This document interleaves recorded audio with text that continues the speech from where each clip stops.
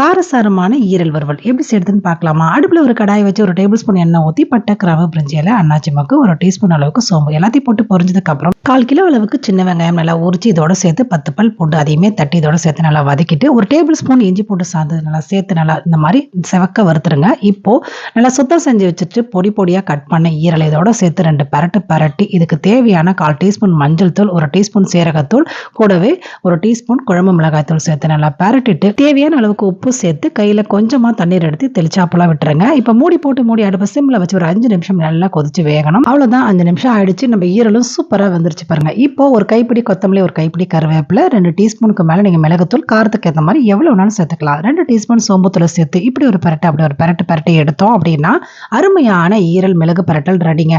சாம்பார் சாதம், ரசம் சாதம் வச்சு சாப்பிட செம்ம அல்டிமேட்டா இருக்கும். Sunday special. கண்டிப்பா இப்படி ட்ரை பண்ணுங்க. பிடிச்சிருந்தா லைக் அண்ட் ஷேர் பண்ணிடுங்க. தேங்க்யூ.